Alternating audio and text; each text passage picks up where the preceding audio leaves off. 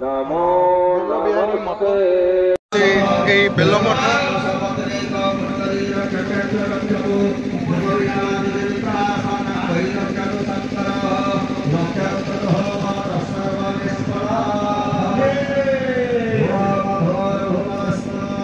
आज आम बेलमठ आउ एक ऐतिह्य पीठ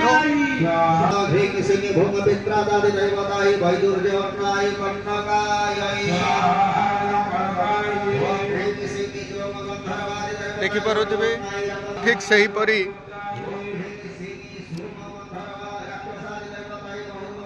अनेक उद्भिद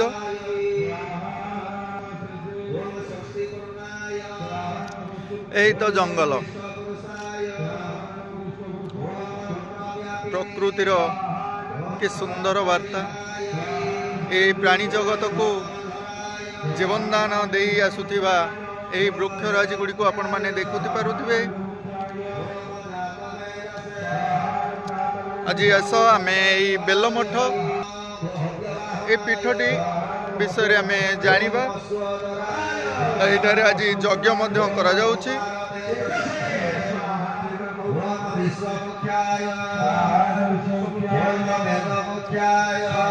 पार्श्व देवादेवी भाव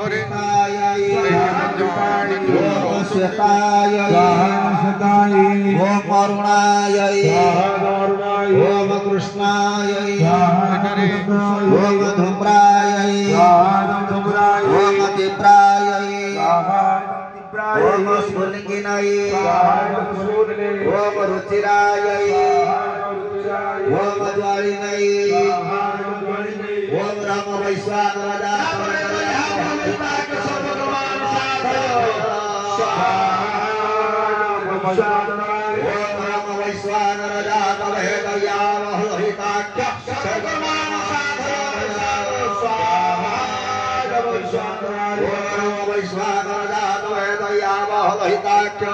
सर्वकर्माणि साधय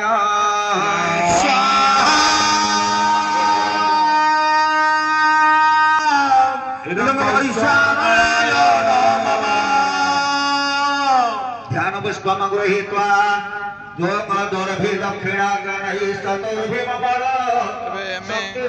बेलमठ आम बनबिहारी मठ जाइए ये बेलबिहारी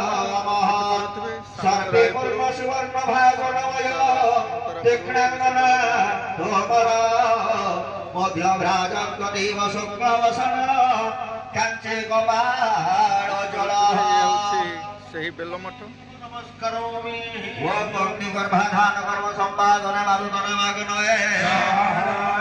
मठटार आज यज्ञ घर जो यज्ञ देखिपे ये से यज्ञ पीठ आसतु आम किसी पूजकों विषय कथा यज्ञ विषय आम जानूले ये से यज्ञ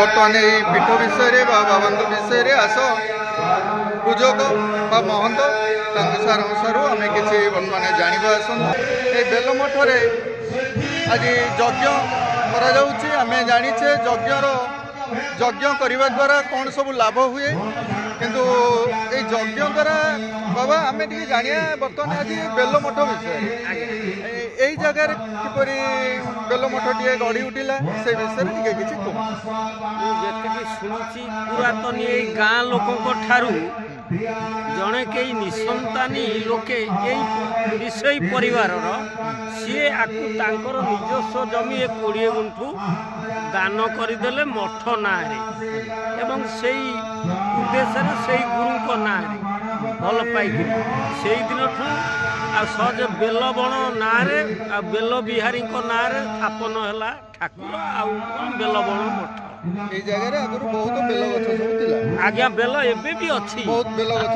सब এই ବେଲ ଗଛ ଯୋଉ ସବୁ ଅଛି ସେଇ ବେଲ ଗଛ ପାଇଁ ଏ ଧାମଟିର ନାମ ବେଲମଠ ବୋଲି ରଖାଯାଇଛି। ଆଜ୍ଞା ଆଉ କ'ଣ ସବୁ ଐତିହ୍ୟ ଅଛି ଯେ କିଛି ଆମେ ମଠକୁ ଗଲେ ଜାଣୁ କିଛି ରୋଗ ହେଲେ କି ଦେହ ପା ଛୁଆଙ୍କର ଖରାପ ହେଲେ ସେମାନେ ଆସି ଅଧିକା ପଡ଼ନ୍ତି ଏସବୁ କିଛି ଅଛି? ଏଠି ଅଛି।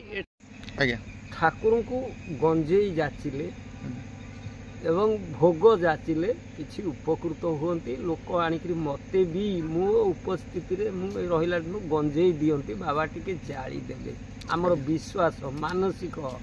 ମୁଁ ଶୁଣିଛି ବହୁ ଲୋକଠୁ ମୋର ଗୋଟେ ସୁନା ଜିନିଷ ହଜିଥିଲା ମୁଁ ବାବାଙ୍କୁ ମାନସିକ କଲି ମୋର ମିଳିଗଲା ନିଅନ୍ତୁ ଏ ଗଞ୍ଜେଇ ପୋଡ଼ିଦେଲେ।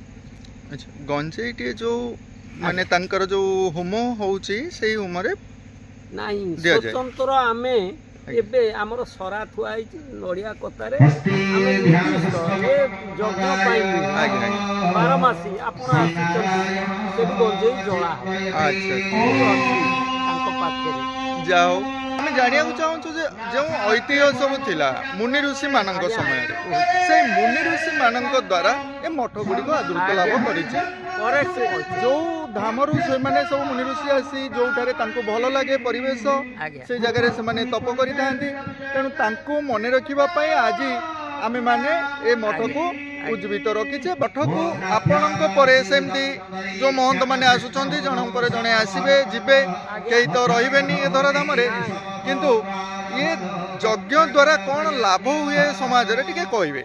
ଯଜ୍ଞ ଯୋଉ କରାଯାଉଛି ଏଇ ଯଜ୍ଞ ଦ୍ୱାରା ଆମର କ'ଣ ଲାଭ ହଉଛି? ଯଜ୍ଞର ମୁଁ ଯେତେ ମୋର ଅନୁଭୂତି ଆଧ୍ୟାତ୍ମିକ ବାଦର ଗୋଟିଏ ମାଇଲି ଖୁଣ୍ଟ ଏଠି ଏ କିଶୋରନଗର ଅଞ୍ଚଳ କୁହନ୍ତୁ ଏଇ ସାମତାରାପୁର ଗାଁ ନୁହେଁ ଖାଲି ଏ ଗୋଟିଏ ପଞ୍ଚାୟତ ଏ ବେଲବଣ ମଠ ଯଜ୍ଞ ହେଉଛି ବୋଲି ଗୋଟେ ଉତ୍ସାହ ଲୋକଙ୍କ ଘରେ ଘରେ ଆଲୋଚନା ବେଲବଣ ହେଉଛି ଆଜ୍ଞା ଏଇଠି ଚୁଲି ହେବ କାଲିଠାରୁ ପ୍ରାୟ ଲୋକ 6-7 ହଜାର ଲୋକ ଖାଇବେ ଏତେବେଳକୁ ଆରମ୍ଭ ହେଇଯିବନି। ପେଟ ପୁରିବାକୁ ପେଟ ପୁରୁ ନାହିଁ ବୋଲି ଆସିବେ ନାହିଁ ଆସିଲେ ବେଲବଣର ଜାଲ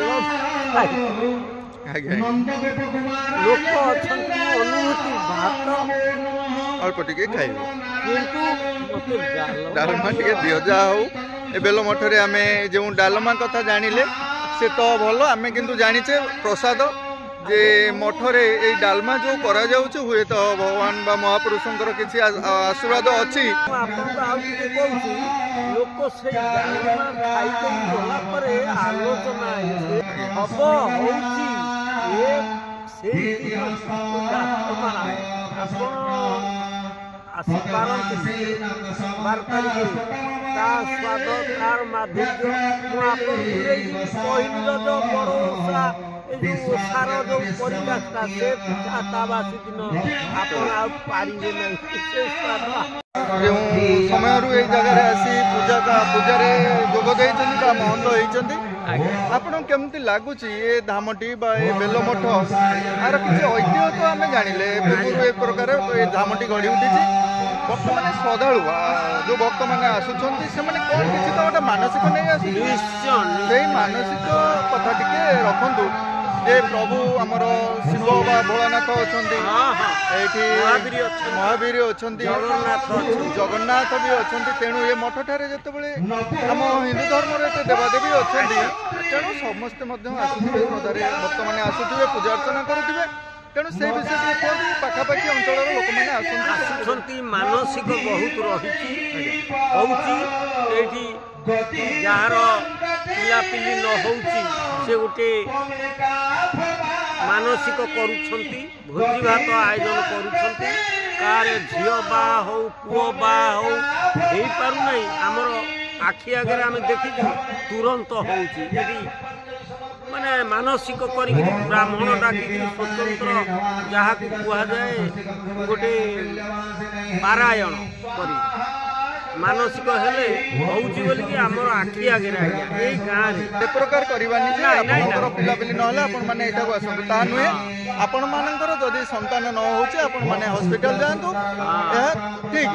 ମୁଁ ପୂର୍ବ ଭିଡ଼ିଓ ମାନଙ୍କରେ ଜଣେଇଥିଲି जानिले श्रद्धा नहीं कि आपण माने आसंतु मठको आसंतु आपण माने भोजी करंतु यज्ञ करंतु जहाँ भी किसी करंतु प्रथमे आपण हॉस्पिटल ही जा ସେଇଟା ଠିକ ଲୋକ ଆସୁଛନ୍ତି ତାଙ୍କୁ ହସ୍ପିଟାଲ କ'ଣ ଦେଖା ନାହିଁ ନା ସେ ଜାଣିନାହାନ୍ତି ଆମେ ସେଇଟା କହୁନୁ। ଏଇଠି ମୁଁ ଆପଣଙ୍କୁ ଟିକେ କହି ରଖେ ମୁଁ ଏ ବୁଢ଼ା ଦିନେ ବାବାଜୀ ହେଇଛି। ଆପଣ ଏବେ ବାବାଜୀ ହେଇଛନ୍ତି? 3 ବର୍ଷ ହେଲା। ସେଇ ପ୍ରାଚୀ ମଠ ପ୍ରାଚୀ ନଦୀ କୂଳ ନୂଆହାଟ ମଧୁବାବାଙ୍କ ମଠ ସେଇଠୁ ମୁଁ ବାବାଜୀ ହେଇଛି। ପଠେଇ ଦେଇଛନ୍ତି ବେଲବଣରେ। ପ୍ରଭୁଙ୍କର ସେଇ କିଛି ଇଚ୍ଛା ଅଛି ଏଇଠି ଆପଣ କାହିଁକି ଏ ଆଧ୍ୟାତ୍ମିକ ବା ଗୃହସ୍ଥ ଜୀବନକୁ ତ୍ୟାଗ କଲେ? ଠିକ କହିଛନ୍ତି। ମୁଁ ଆଉ ସେ କଥା ନା ପଣ୍ଡିତ ବର୍ଗ ମୋତେ ଆପେ ଆପେ କହିଛନ୍ତି ତମର ପୂର୍ବ ଜନ୍ମର କାର୍ଯ୍ୟକୁ ନେଇ ଡାକରା ଯେ ତୁମର ହବାକୁ ଅଛି ହବ କେହି ଅଟକେଇବେ ଯାହା ଆମର ହବାର ଅଛି ତାହା ହେବ ଏ କଥା ଆମେ ମଧ୍ୟ ଜାଣିଛେ। କିଛି କଥା ବାବାଜୀ ହବା ପରେ ଗୁରୁ ଆମକୁ ଲାଇନ ବା ଶପଥ ନେଇଛନ୍ତି। ଆମର ଅଛି ନିୟମ ସେ ମଧ୍ୟରେ ଦୁଆର ମୁହଁକୁ ଯିବୁ ନାହିଁ, ଗାଁ ମାଟି ମାଡ଼ିବୁ ନାହିଁ ଏବଂ ଆମର ନାଁ ସ୍ୱତନ୍ତ୍ର ବଦଳି ଯାଇଛି। ମୋ ନାଁ ଗୋପୀକୃଷ୍ଣ ଦାସ, ବୈଷ୍ଣବ ଧର୍ମରେ ଅନୁପ୍ରାଣିତ। ତେଣୁ ମୋ ନାଁ ଥିଲା ବିଶ୍ୱନାଥ ପ୍ରଧାନ। ତେଣୁ ଏବେ ଗୋପୀକୃଷ୍ଣ ଦାସ। ଏଇ ହେଇଛି କଥା। ଯେହେତୁ ଆପଣ ଆଉ ଏକ ଜନ୍ମ ନେଇଗଲେ ସଇଲା ଆପଣ ବୁଝିଛନ୍ତି। ମୋତେ ବହୁ ଲୋକ ପଚାରନ୍ତି ବାବା ତମେ କ'ଣ ଗାଁ ଆଡ଼େ ଯିବ ନାହିଁ ଯାଉନା? ମୁଁ କହିଲି ଆରେ ତମେ ପଚାରିଛ ଠିକ ଆମେ ସେ ବାବା ନୁହଁ। ଆପଣଙ୍କ ପରି ଆଉ ଜଣେ ସୁପରଷ୍ଟାର ଯେ ଓଡ଼ିଆ ଚଳଚ୍ଚିତ୍ର ଜଗତର ଶ୍ରୀରାମ ପଣ୍ଡା ଆଜ୍ଞା ଏ ଧାମକୁ ମୁଁ ଆଜି ଆସିଛି। କେବଳ ତାହା ନୁହେଁ ବାବାଙ୍କ ସହ ଆମେ ବହୁତ କଥା ହେଲେ ବେଲମଠ ବିଷୟରେ ଜାଣିଲେ। ଇଏ ହେଉଛନ୍ତି ସେଇ ପ୍ରଭୁ ବେଲବିହାରୀ ମଠ। ମଠ କାର୍ଯ୍ୟାଳୟର କିଛି ବନ୍ଧୁ ଅଛନ୍ତି, ଆସନ୍ତୁ ସେମାନଙ୍କ ସହ କିଛି କଥା ହେବା। ଏଇ ବେଲମଠକୁ ଆମେ ଆସି ଅନେକ କିଛି ଐତିହ୍ୟ ଜାଣିଲେ। ଇଏ ହେଉଛି ସେଇ ପୁଷ୍କରିଣୀ। ସୁନ୍ଦର ଭାବରେ ଏଇ ମଠଠାରେ ଦେଖିପାରୁଥିବେ। ଏଇ ଜାଗାରେ ଏଇ ଯେଉଁ ଯଜ୍ଞ କଥା ଆମେ ଜାଣିଥିଲେ ଆମର ଏକ ଅଂଶ ମଧ୍ୟ ଆଜି ସେଇ ଯଜ୍ଞ। এই যজ্ঞ দ্বারা আম প্রাণী জগতঙ্কর কଣ ସବୁ ଉପକାର ହୁଏ ଏ କଥା ଆମେ ପୂର୍ବ ଭିଡ଼ିଓ ମାନଙ୍କରେ ଜାଣିଲେ। ଆଜି ଇଏ ହେଉଛି ସେଇ ଯଜ୍ଞ। ପୂର୍ବ ସମୟରୁ ମଧ୍ୟ ଏହି ଯଜ୍ଞର କାର୍ଯ୍ୟକ୍ରମ ଆଗରୁ ରହିଆସିଛି। ଏହା ଆମ ହିନ୍ଦୁ ସଂସ୍କୃତିର ଏକ ଅଂଶ। ଏହି ଯଜ୍ଞ ଦ୍ୱାରା ସମାଜର ବହୁତ କଲ୍ୟାଣ ହୋଇଥାଏ। ଏ ହେଉଛି ସେଇ ଯଜ୍ଞ ଘର।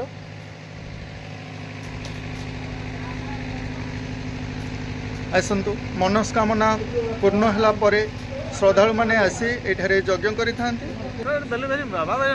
ଦେଖିପାରୁଥିବେ ଏଠି ବେଲଗଛ ମଧ୍ୟ।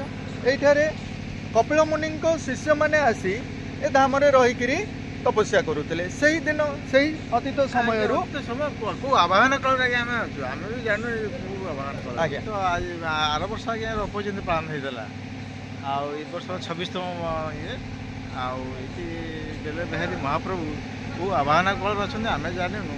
କିନ୍ତୁ ଏଠି ତାଙ୍କର ଭୋଗ ହେଲା ଗଞ୍ଜେଇ ଟିକେ କଦଳୀ ଟିକେ। ଆମ ବାପା ଆଜା ଅମଳ ଜଣେ ଟିକେ ଗଞ୍ଜେଇ କଦଳୀ ଯାଚିଦେଲେ ସବୁ ମନସ୍କାମନା ପୂର୍ଣ୍ଣ ହୋଇଯାଏ। ତେଣୁକି ମହାତ୍ମା ଏ ଠାକୁରଙ୍କ ବହୁତ ମହାତ୍ମା ଅଛି। ଆଉ ହଁ ଆଜ୍ଞା ଆସ ଆଜିର ଭିଡ଼ିଓଟିକୁ ଏଇଠି ଆମେ ଶେଷ କରିବା। ଧନ୍ୟବାଦ ରହୁଛୁ ଆଜ୍ଞା। ଐତିହ୍ୟ ଯେଉଁ ସବୁ ରହିଛି ମୁନି ଋଷିମାନଙ୍କର ସେ ବିଷୟରେ ଆମେ ମଠକୁ ଆସିଲେ ଆମେ ଜାଣିପାରୁଛେ। ଆଜିର ଭିଡ଼ିଓଟିକୁ ଏଇଠି ଆମେ ଶେଷ କରିବା। ଧନ୍ୟବାଦ।